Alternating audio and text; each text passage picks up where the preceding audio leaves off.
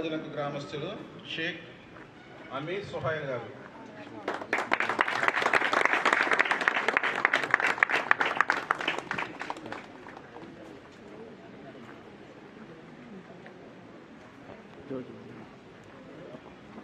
అమీర్ సుహైల్ గారు మన కొమరాజులంక గ్రామం, రావులపాలెం మండలం.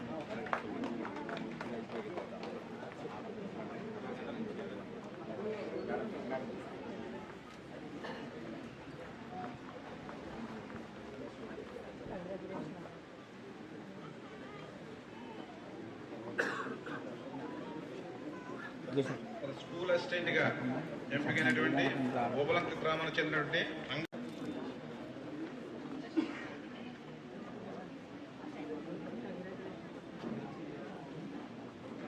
గుత్తుల చంద్రశేఖర్ గారు, కొమరాజులంక రావులపాలెం.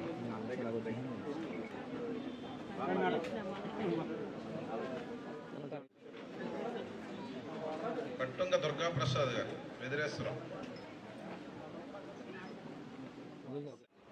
మన కొత్తపేట నియోజకవర్గ పరిధిలో ఈ మధ్య జరిగినటువంటి మెగా డిఎస్సిలో 68 మంది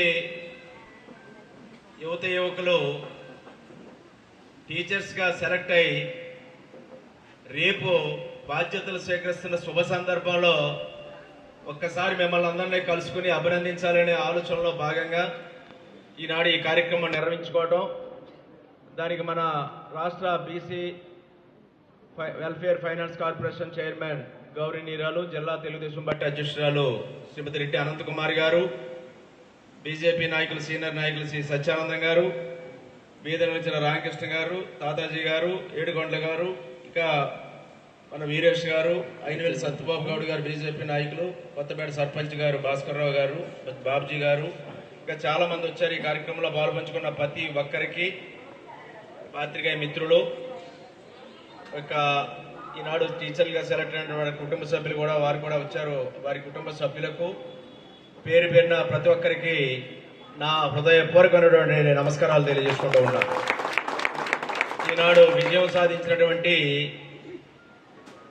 మన సోదరి మళ్ళీ అయినటువంటి టీచర్స్ కూడా నా అభినందనలు తెలియజేసుకుంటూ ఉన్నాను. ఎందుకంటే మీరు టీచర్గా సెలెక్ట్ అవ్వడానికి ఎంత కష్టపడ్డారో, ఎంత తపన పడ్డారో, ఈ ఉద్యోగం సాధించాలి, ప్రభుత్వ టీచర్గా సేవ చేయాలని మీ యొక్క సంకల్పం, మీ యొక్క కృషి ఫలించి ఈనాడు మన నియోజకవర్గ పరిధిలో 68 మంది సెలెక్ట్ కావడం మా అందరికీ కూడా గర్వకారణం. అది మీ యొక్క కృషి ఫలితంగానే ఈ సందర్భంగా నేను మీకు తెలియజేసుకుంటూ ఉన్నాను.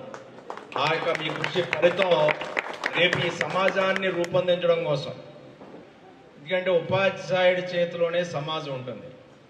తల్లి తండ్రి తర్వాత ప్రతి బిడ్డకి గురువే మరి యొక్క మార్గదర్శి. తల్లి తండ్రి బిడ్డను సాగితే ఆ బిడ్డను రేపు సమాజానికి ఉపయోగపడే భావి భారత పౌరుడిగా ఏ లక్ష్యంతో రేపు ఆ బిడ్డ బాగా చదువుకుని చక్కటి పునాది ఏర్పడి ముందుకెళ్లాలనేది రూపొందించే బాధ్యత ఈ సమాజంలో చాలా మంది పాత్రదారులు. ఎమ్మెల్యే గారు ఉంటాడు, లేదా ఎస్పీ గారు ఉంటారు, కలెక్టర్ గారు ఉంటారు, లాయర్ గారు ఉంటారు, వ్యాపారస్తులు ఉంటారు, పారిశ్రామికవేత్త ఉంటారు, అందరు శాఖల ఉద్యోగులు ఉంటారు. కానీ ఉపాధ్యాయుడి యొక్క పాత్ర చాలా గురుతరమైన, పవిత్రమైనటువంటి పాత్రదారులు ఎవరైనా అంటే ఉపాధ్యాయులని ఈ సందర్భంగా తెలియజేస్తూ ఉన్నారు. అటువంటి పవిత్రమైన వృత్తిని మీరు ఎంచుకుని మీ లక్ష్యాన్ని మీరు సాధించి ఈ రోజున రేపటి రోజున రేపు మీరు ఆ లక్ష్యాన్ని సాధించి ఆ వృత్తిలోకి మీరు అడుగుడుతూ ఈ సమాజానికి ఉపయోగపడే మంచి పిల్లల్ని రేపు తయారు చేయడం కోసం, వారిని తీర్చిదిద్దడం కోసం ఒక బలమైన పునాది ఈ సమాజ నిర్మాణానికి వేయడం కోసం మీరు పాత్రదారులు అవుతున్నందుకు చాలా సంతోషంగా ఉంది, చాలా ఆనందపడుతూ ఉన్నాం. ఇక్కడ మన నియోజకవర్గంలో చాలా మంది ఈ అవకాశాన్ని నేను కూడా 68 మంది అంటే మిగతా నియోజకవర్గాల కంటే బాగానే మన వాళ్ళు ఎక్కువ సాధించారని నేను అనుకుంటా ఉన్నాను. చాలా తక్కువ సంఖ్య కాదు 68 మంది అంటే. మరి అటువంటి గొప్ప ఫలితాలను మీరు అందరూ సాధించడానికి రేయింబవుల్లో మీరు శ్రమించుంటారు, ఎంతో కష్టపడి ఉంటారు, తపన పడి ఉంటారు అనేది మాత్రం నేను అనుకుంటా ఉంటాను. ఎందుకంటే చాలా మంది కలిసినప్పుడు అనుకో ఎప్పుడు ఉంటుందండి డిఎస్సీ. గత 5 ఏళ్లలో డిఎస్సీ లేదు, మీకు తెలుసు. గత 5 సంవత్సరాలు ఆనాడు నేను ఎమ్మెల్యేగా ఉన్నప్పుడు 94లో ఎమ్మెల్యేగా స్కూల్కి వెళ్తే మండలంలో ఎంతమంది టీచర్లు అండి, శాంక్షన్ ఎంతమంది అంటే 150 మందో 200 మందో చెప్పేవారు. ఎంతమంది ఉన్నారండి? 50 మంది ఉన్నారండి. ఇప్పుడు నేను 94లో ఫస్ట్ టైం ఎమ్మెల్యే అయ్యాక ప్రతి మండలం రివ్యూ చేస్తున్నప్పుడు ఉపాధ్యాయ పోస్టులు మనకి మండలం ఎన్ని స్కూళ్ళు ఉన్నాయి, ఎంతమంది ఉపాధ్యాయులు మనకంటే 150 నుంచి 200 ఉండి నాకు బాగా గుర్తు. ఎంతమంది ఖాళీలు అంటే ఖాళీలు అనేవారు. ఖాళీలు ఎన్ని ఉన్నాయంటే 40 మంది 50 మంది. అంటే అంత దారుణమైన పరిస్థితి నేను ఎరుగుతున్నాను 94లో ఎమ్మెల్యేగా అయినప్పుడు. రెండమ్మా. అటువంటిది చంద్రబాబు నాయుడు గారు ముఖ్యమంత్రి అయ్యాక 2 లక్షల మంది ఉపాధ్యాయుల్ని ఆనాడు నియమించిన ఘనత చంద్రబాబు నాయుడు గారు. 2 లక్షల మంది ఉపాధ్యాయుల్ని ఒక టెన్యూర్లో, అంటే నేను 2 టైమ్స్ ఎమ్మెల్యే, 94 to 2004 9.5 years ఎమ్మెల్యేగా ఉన్నాను. ఆ టైంలో చంద్రబాబు నాయుడు గారు డిఎస్సీలు పెడతానే ఉండేవారు. అది కూడా ఏంటి, మేము సెలెక్ట్ చేసుకోవాలి టీచర్లు అప్పట్లో. ఇది జడ్పీ చైర్మన్ బాడీ ఉండేది, జిల్లా సెలక్షన్ పోలేదు. అవన్నీ అప్పుడు ఆ బాడీ చేతిలో ఏదైనా 20 మార్కులు 25 మార్కులు వీళ్ళ చేతుల్లో ఉండి మేము చెప్పిన వాళ్ళకి వేసేవారు. చంద్రబాబు నాయుడు గారు తీసేసి అవన్నీ కూడా మెరిట్ బేసిస్ పెట్టారు. ఎక్కడ పొలిటికల్ ఇన్వాల్వ్మెంట్ మెరిట్ బేసిస్. అలాగే ట్రాన్స్ఫర్స్ కూడా మా ఇష్టం. సంవత్సరం అయ్యేటప్పటికి ప్రతి సంవత్సరం ట్రాన్స్ఫర్ నుండి మా కోపం వస్తే ఎక్కడో చోట అడవుల్లో ఎంచుకోను, అది కావాలంటే పట్టుకొచ్చి పట్టణాల్లో పెట్టేవాళ్ళు. చాలా సమితులు ఉండేవి అప్పుడు. ఏదో అంటే అప్పుడు మాస్టర్లు కూడా రాజకీయాలు చేసేవాళ్ళండి. ఏదో పార్టీ ఉండి ఏదో నాయకుడానికి ఉండి కూడా రాజకీయాలు చేసేవారు. అది అలాగా ఉండేది ఆ రోజు పరిస్థితులు. అవన్నీ కౌన్సిలింగ్, మెరిట్, ప్రతిభ ఇవన్నీ వచ్చి గవర్నమెంట్ స్కూల్ పుంజుకున్నాయి. చాలా ఎందుకు చెప్తానంటే చాలా తరం మారిపోయింది. ఇప్పుడు 2.5 3 దశాబ్దాలు అయిపోయింది. చాలా మందికి తెలియదు. దాని చేతి 2 మాటలు కొంచెం టైం తీసుకుంటున్నారు. ఆ తరం మారిపోయి ఎడ్యుకేషన్ విధానంలో మార్పు వచ్చింది, క్వాలిటీ ఎడ్యుకేషన్ వచ్చింది. మెరిట్ మీద ఉన్న స్టూడెంట్స్ కార్పొరేట్ స్కూల్ని ధీటుగా ఎదుర్కొని పనిచేసే స్థాయికి మన గవర్నమెంట్ స్కూళ్ళు వచ్చాయనేది అప్పటి నుంచి నా అబ్జర్వేషన్. ఇలాంటి వాళ్ళందరూ మెరిట్ మీద వచ్చారు, కమిట్మెంట్తో పనిచేశారు, బాగా చదువులు చెప్పారు. ప్రభుత్వ స్కూల్లో పిల్లలు మీకు అందరికీ తెలియదు, పేదవారు ఉంటారు, ఎస్సీబీసీ వర్గాల వరకు. ఓపుకున్నవాడంతా కార్పొరేట్ స్కూల్కే పంపుతాడు. అటువంటిది స్కూల్ కూడా పోటీ పట్టడం మొదలెట్టాయి. అటువంటి విద్యా విధానం చంద్రబాబు మళ్ళా తర్వాత కాలక్రమేణా రాజకీయ నిర్ణయాలతో ఇబ్బంది పడతాం. ఇంకా లాస్ట్ ఇయర్ 5 ఏళ్లలో కూడా ఏ విధమైన గ్రోత్ లేదు. నాడు నేడు పేరుతో వేరే సొంత కార్యక్రమాలు లేదా దోపిడీ కార్యక్రమాలు అయ్యాయి తప్ప అభివృద్ధి స్వల్పం, హడావుడి ఎక్కువైంది.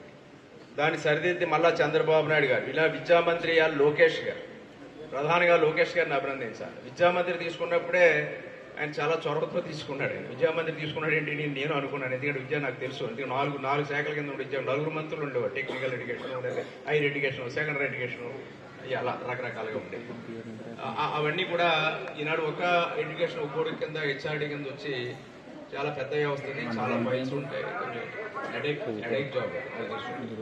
అటువంటిది దాన్ని ఆయన టేకప్ చేయడం, ఇవాళ స్కూల్ అన్ని కూడా ఉత్తీర్ణ శాతాలు పెరగడం లేదా హాజరు పెరగడం, స్కూల్ అన్ని ఆఖరికి ఏంటంటే పిల్లలు తగ్గిపోయి మొత్తం స్ట్రెంత్ తగ్గిపోయి కార్పొరేట్ స్కూల్కి వెళ్ళే పరిస్థితి ఇవాళ గవర్నమెంట్ స్కూల్ మళ్ళీ పుంజుకుంటున్నాయి, మళ్ళీ అభివృద్ధి చెందుతూ ఉన్నాయి.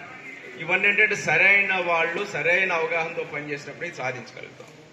ఇవాళ మీరందరూ బిఎడ్ డిఎడ్ చదువుకుని ఉపాధ్యాయులు అవ్వాలని కోరుకున్నారు. అది ఈరోజు మీరు సక్సెస్ చాలా మంది అయ్యారు, ఇంకా ఉన్నారు. మళ్ళా డిఎస్సి కూడా మార్చిలో ఉంటుంది. మరి ఎవరైనా మిస్ అయిన వాళ్ళు కూడా వాళ్ళు మరి అందుకోగలుగుతారు. మరి వారికి కూడా అవకాశాలు పెరిగే అవకాశాలు ఉన్నాయి. మరి యువత భవిష్యత్తుకి ఇది, ఎందుకంటే మీరు యువత రావడం అనేది రాష్ట్ర భవిష్యత్తుకి పునాది. యువత అనేది మీరు రావడం, కొత్త తరం రావడం, అది రాష్ట్ర అభివృద్ధికి ఉపయోగపడదు. ఎప్పుడైతే యువత ఉందనుకో మీ భవిష్యత్తుకి పునాది పడితే అది రాష్ట్ర అభివృద్ధికి పునాది పడినట్టే. అది చక్కటి ఈ యొక్క డిఎస్సి 16,347 ఉద్యోగాలు ఇవాళ నియామకాలకు పిలుచడం జరిగింది. ఏదైతే ఆనాడు యువగలంలో ఆయన మాట ఇచ్చాడో ఆ మాట ఇచ్చిన ప్రకారం లోకేష్ గారు డిఎస్సి కూడా కండక్ట్ చేయడం, మీ అందరికీ అందులో సెలెక్ట్ అవ్వడం చాలా బాగుంది. ఇవన్నింటినీ కూడా ఇంకా బాగా విద్యారంగం ముందుకు వెళ్ళాలని మరొక డిఎస్సి నిర్వహిస్తానన్నది వారికి కూడా లోకేష్ గారికి కూడా ధన్యవాదాలు తెలియజేస్తూ ఉన్నాను.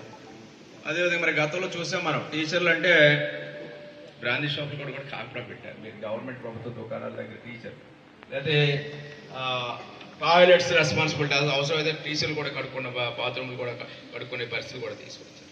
అవన్నీ చక్కదిద్దింది ప్రభుత్వం అనేది నేను మీకు తెలియజేస్తా ఉన్నాను. వీటికి తగ్గట్టుగా మీరు కూడా మరి ఇక్కడ ఏదైతే డిఎస్సి టెట్ మళ్ళీ నిర్వహిస్తానన్నారు, ఇవన్నీ మరి ఒక ప్రభుత్వం పరమైన కృషి ప్రభుత్వం జరుగుతూ ఉంది. అనేక సంస్కరణలు వచ్చాయి. ఇంకా చాలా టీచర్స్ మన జూనియర్ కాలేజీ 3619 కాంట్రాక్ట్ లెక్చర్స్ని పునరుద్ధరణ చేశారు. 90 మంది ఎస్టీ యువత ఉపాధ్యాయులు వేశారు. కస్తూర్బా గాంధీలో బాలికల విద్యాలయాల్లో 729 నాన్ టీచింగ్ స్టాఫ్ని భర్తీ చేశారు. 476 గవర్నమెంట్ కాలేజీల్లో ఈ యొక్క సిబ్బంది 700 మంది సిబ్బందిని కూడా చేయటం జరిగింది. మరి ఈ యొక్క విద్యారంగం కూడా పరిడివిలతో రోజులు దగ్గరకు వచ్చాయి మనకి. ఈసారి విద్యారంగం గవర్నమెంట్ స్కూల్లో చదువుకోవడం అనేది అవసరం లేదు, లేదా తల్లికి వందనం ఇస్తున్నారు, చదువుకునే పిల్లలకు కొంత ప్రభుత్వ సహాయం వచ్చింది, కార్పొరేట్ స్కూల్లోనే ఎక్కడో చదివించుకుందాం అనే ఆలోచనలో మళ్ళా పిల్లల తల్లిదండ్రులు ఆలోచించే పరిస్థితి నాడు ఈ ప్రభుత్వం తీసుకొచ్చింది. దానికి మరి గతంలో 2019 ముందు నీతి ఆయోగ్ అనేది మనకి కేంద్ర ప్రభుత్వం యొక్క సంస్థ. మరి గత ప్రభుత్వం 2019కు 3వ స్థానంలో ఉంటే మన విద్యారంగం అది 19వ స్థానానికి పడిపోయింది 2024 నాటికి.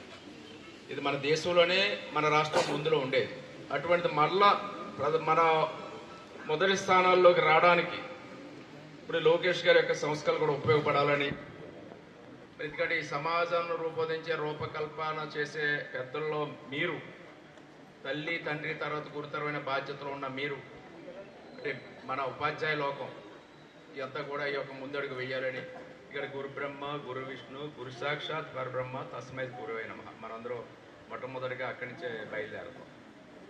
దాన్ని మనం దాన్ని నిజం చేసేలా, దాని యొక్క ఆశయాన్ని మనం నిజం చేసేలా మన పిల్లల భవిష్యత్తు కోసం వాటిపడి దిశలో విద్యారంగం వెళ్ళాలని కోరుకుంటూ, ఇంకా మళ్ళీ ఒకటి డిఎస్సి కూడా మళ్ళీ వచ్చే సంవత్సరం ఆయన కంటిన్యూ చేస్తున్నందుకు మన విద్యామంత్రి లోకేష్ గారికి కూడా అభినందనలు తెలియజేసుకుంటూ, మరి మీరు మనకి అవకాశం ఇచ్చినందుకు ఇక్కడ ముందే అనుకున్నాం. ఈ లోపల మీరు ట్రైనింగ్కి వెళ్ళారు.